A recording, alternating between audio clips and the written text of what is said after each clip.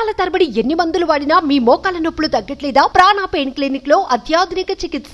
YCP నేత Punganur MLA మాజీ మంత్రి పెద్దిరెడ్డి రామచంద్రారెడ్డికి దెబ్బ మీద దెబ్బ తగులుతున్నట్లుగా తెలుస్తోంది.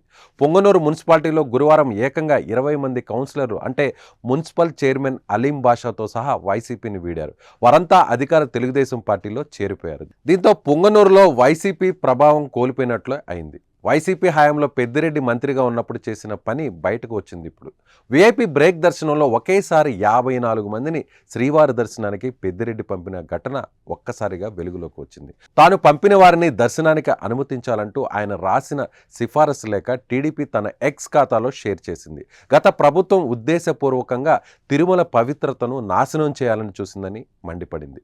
తిరుమలలో వైసీపీ పెద్దలు యథేచ్ఛగా దందాలు చేశారని ఆరోపించింది. నిబంధనలకు విరుద్ధంగా విఐపి బ్రేక్ దర్శనం పేరుతో పెద్దిరెడ్డి ఒకేసారి 54 మందిని పంపించాలని రాసిన లేఖను ఇప్పుడు బయటపెట్టింది. ఈ బ్రేక్ దర్శనం స్కామ్తో పాటు శ్రీవాణి ట్రస్ట్ టికెట్ కుంభకోణం పైన టీటీడీ విజిలెన్స్ విచారణ ప్రారంభించినట్లు తెలిపింది. దీంతో ఈ ఇష్యూను పెద్దిరెడ్డి ఎలా డీల్ చేస్తారనేది ఇప్పుడు ఆసక్తికరంగా మారింది.